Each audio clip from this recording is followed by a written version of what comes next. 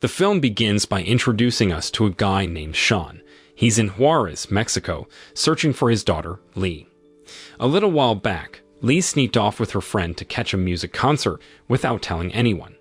But since then, neither Lee nor her friend has come back.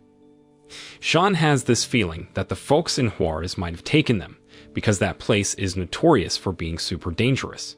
His hunch got stronger when he stumbled upon Lee's car and glasses at a used car lot. So, Sean did the right thing and told the local cops about what he found. But when he went back to that spot, Lee's car had vanished into thin air.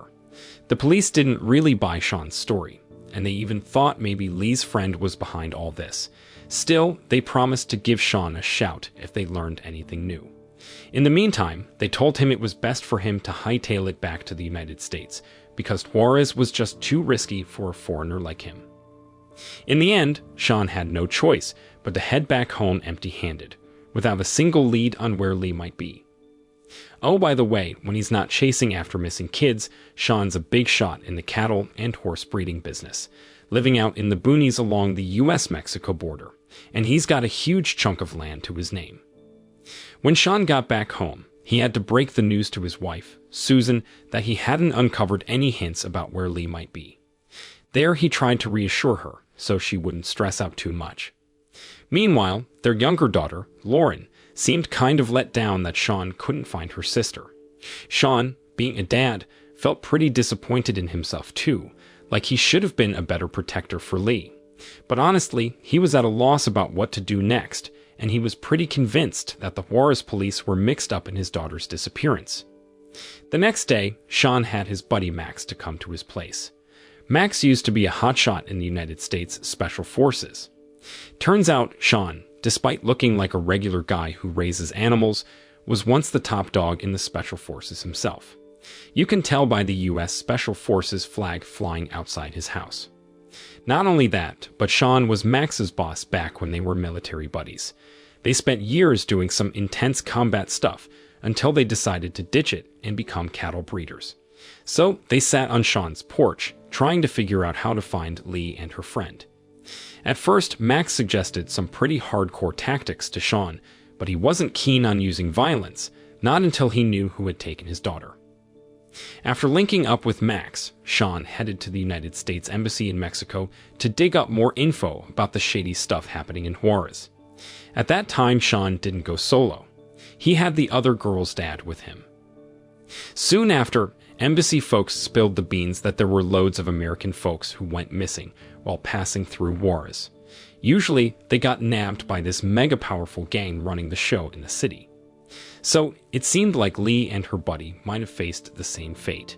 This gang wasn't just into the drug trade because they also dabbled in human trafficking.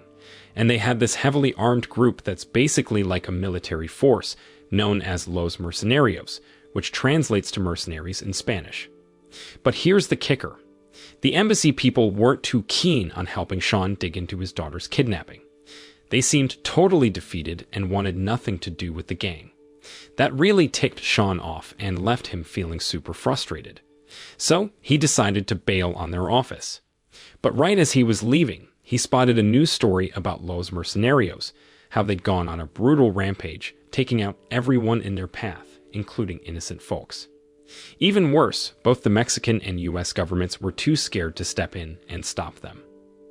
Then, after catching wind of the news, Sean and Susan decided to bring in journalists to report on their daughter's kidnapping. They hoped this would spread the word and get more people involved. The news kept spreading until it reached the ears of the big boss of the Los Mercenarios gang, a guy named Garcia. He found out that Sean was a highly respected ex-Special Forces officer from the United States. At that time, Garcia was pretty sure that Sean would come after his gang sooner or later. So, Garcia ordered his crew to track down the folks behind Lee and her friend's kidnapping. To everyone's surprise, it turned out that the ones who kidnapped Lee and her friend were those corrupt cops we saw at the start of the movie. Those two officers had snatched the girls as gifts for the Los Mercenarios gang, but this time they had picked the wrong targets, and that put the gang in serious danger. Soon after, Garcia ordered his guys to take care of those two cops. One of them, a cop named Montoya, kept begging for forgiveness and promised to make amends. Hearing this, Garcia gave Montoya another chance. Then, Garcia got in touch with his little brother, Carlos, who happened to be the most ruthless warlord in the Los Mercenarios gang. Carlos was always Garcia's right-hand man when it came to dealing with gang wars. Then, Garcia told Carlos to go after Sean and his family. Garcia wanted to send a message to everyone that his gang was as tough as they come. The next morning, Sean got up early to feed his favorite horse, but from a distance, he spotted a coyote heading towards his farm area. Now, if he left that stray dog alone, it would cause trouble for his livestock. So, Sean grabbed his rifle to take a shot at the wild dog. At the same time, Carlos and his crew had crossed over the border between the United States and Mexico. They were all geared up in bulletproof vests and had some heavy-duty weapons. Just as Sean was aiming at the coyote, he spotted Carlos' crew getting closer. In a hurry, Sean warned Susan and Lauren to seek shelter inside the house while he stood his ground against the attackers. The clash kicked off as soon as Carlos and his crew reached Sean's house. While defending against Carlos' crew, Sean told Susan to call the police ASAP. At first, they had trouble because Carlos was using a signal jamming device. Luckily, they managed to get through to the nearest police. Their call was answered by a cop named James, who happened to be patrolling nearby. Meanwhile, Carlos' crew began to encircle Sean's house from all sides. They even tried to force their way through the front door, but Sean's defense was holding strong, though as time passed, he was running low on options. In the end, Sean decided to lead Carlos and his gang into his house voluntarily. Not long after, one of Carlos' guys questioned why they hadn't attacked yet, even though they were facing just one opponent. There, Carlos explained that he didn't want to be careless because they were dealing with the toughest former U.S. Special Forces, and Sean had survived for decades in the military world. That meant Sean was super tough and shouldn't be underestimated. Carlos then ordered his men to enter Sean's house one by one, spreading out throughout the place. Carlos' crew thought they were hunting Sean, but it turned out to be the other way around. Sean moved like a ghost, silently taking them out one by one without revealing himself. At that time, Carlos looked pretty frustrated as his numbers dwindled. Finally, Carlos entered the house with all his remaining troops, including Montoya, the crooked cop. They tried to provoke Sean to come out of hiding, but Sean didn't fall for Carlos' tricky tactics.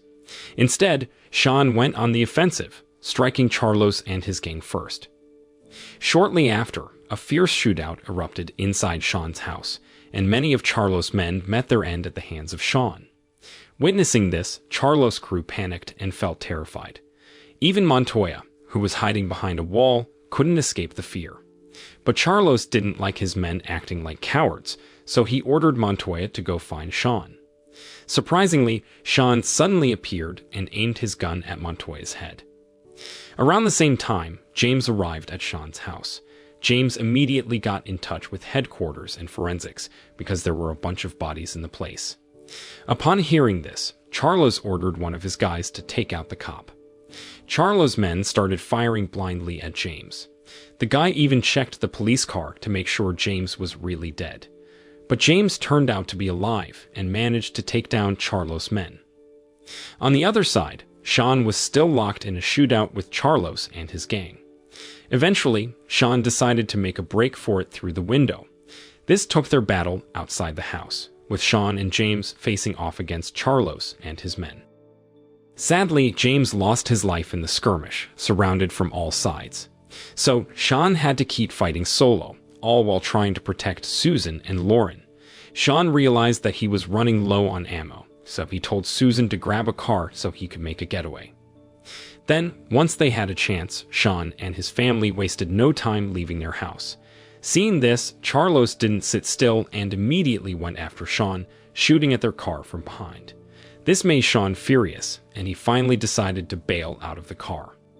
In a bold and brutal move, Sean wiped out all of Carlos' remaining men, sparing only Carlos himself, as he needed information. Sean then interrogated Carlos, using some harsh methods, until the guy spilled the beans about the location of his gang's base. With the info in hand, Sean wasted no time and shot Charlos in the head without any hesitation.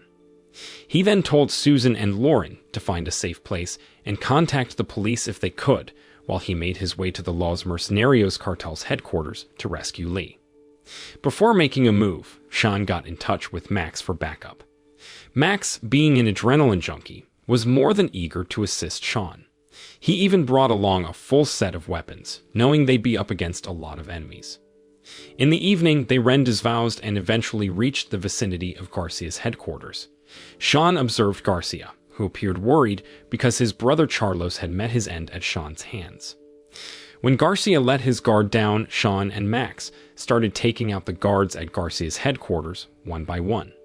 Surprisingly, they didn't seem to face much difficulty infiltrating the place, as if the terrifying reputation of the Los Mercenarios cartel didn't faze them at all. Then, once they got inside the base, they had to deal with a larger force armed with more powerful weapons. The battle intensified quickly. Hearing the gunfire, Garcia rushed to call for more backup. However, it was futile because Sean and Max had gone berserk, relentlessly taking down their opponents. After they'd had their fill of carnage, they stormed into Garcia's room, guns pointed at him. Sean's face was twisted with anger when he saw Garcia's unapologetic expression. At that time, Sean couldn't control himself and started beating Garcia until he bled. Yet he didn't kill him right away. He wanted Garcia to suffer first. Once Sean had had enough of the beating, he forced Garcia to lead them to where the kidnapped women were. When they arrived, Sean and Max proceeded with caution, unsure if Garcia had set a trap. To their surprise, there were guards waiting. Fortunately, Sean and Max swiftly dealt with them, taking down all the guards. In the end, Sean was reunited with Lee. Max suggested that Sean take Lee and her friend to safety while he would handle Garcia before delivering the final blow. Shockingly, Max hurt Garcia and displayed it on the streets of Juarez. In the end, Sean's family returned to a sense of normalcy, living peacefully as successful ranchers. And that's how the film came to an end. The moral lesson from this film is if your daughter was kidnapped, make sure to find her and punch the kidnappers.